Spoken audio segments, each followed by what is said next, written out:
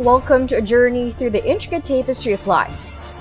In this channel, we will unravel the fascinating world of genetics, from the tiniest strands of DNA to the awe-inspiring complexity of the human genome.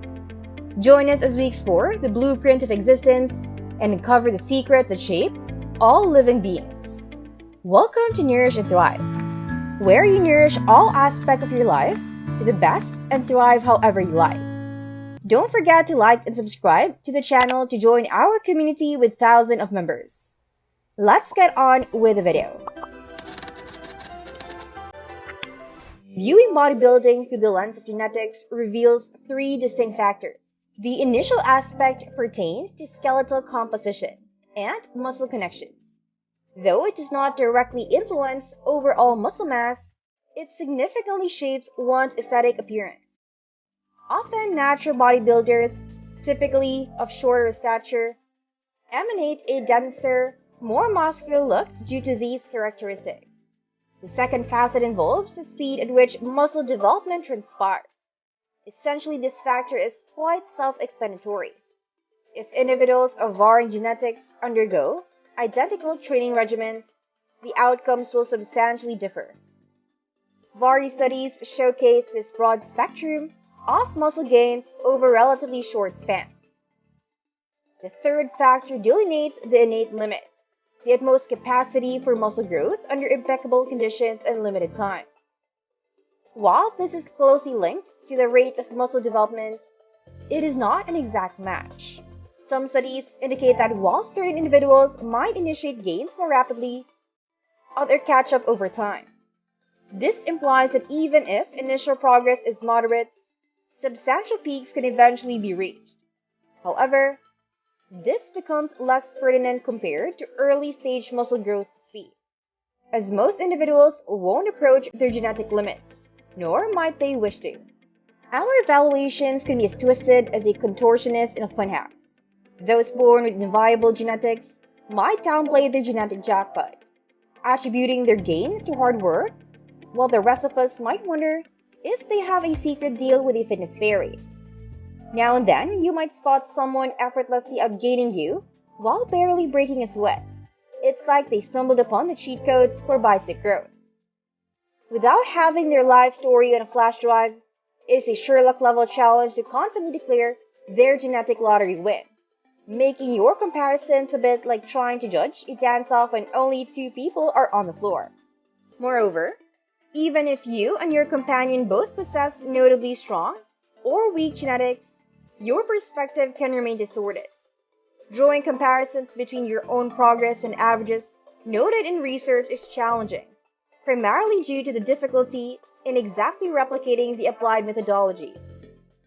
Furthermore, bodybuilding studies typically involve either novices or experienced participants.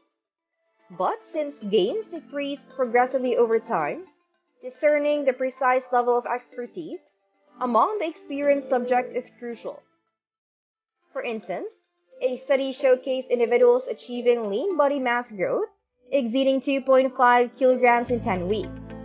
However, participants had been consistently training 3 to 5 times a week for a minimum of 6 months, which could vary greatly, spanning from thrice weekly for 6 months to 5 times weekly for 6 years. Without this critical information, any comparisons between your progress and theirs remain inconclusive. Let's zoom in on those who seem to have hit the genetic jackpot, like spotting a unicorn in a gym tank top. Whether it's a natural bodybuilder flexing on stage, or that rare fitness YouTuber who claims they are powered solely by protein shakes and optimism.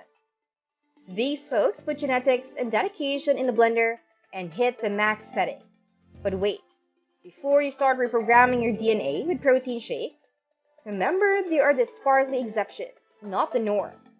And just as you won't find a self-proclaimed nap enthusiast leading an Olympic sprint, the folks who drew the shortest straws in the muscle genetics raffle are not likely to be front row center at the bodybuilding expo.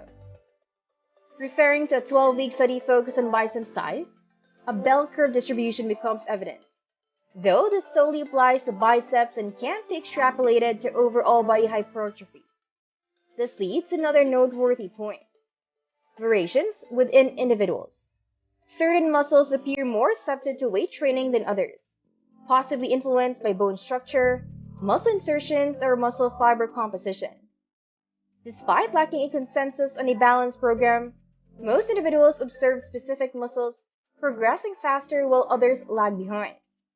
Recognizing this, you can tailor your training by reducing sets for responsive muscles and increasing them for less receptive muscle groups. In the practical realm, individuals don't assess their bulking progress using methods like bioelectrical impedance, DEXA scans, or MRIs. Many individuals employ a simple approach, relying on scales and mirrors to evaluate their progress. They step on the scales to measure weight gain and then scrutinize themselves in the mirror, often assessing their midsection to gauge whether the added weight signifies muscle growth. When considering one's genetics, the key question becomes, how much weight was feasibly gained over a specific period without excessive fat accumulation? Although overly basic, this method is a practical norm. Research has shown untrained individuals gain about a pound per week in their initial months, provided they embark on a well-structured training regimen with supervision.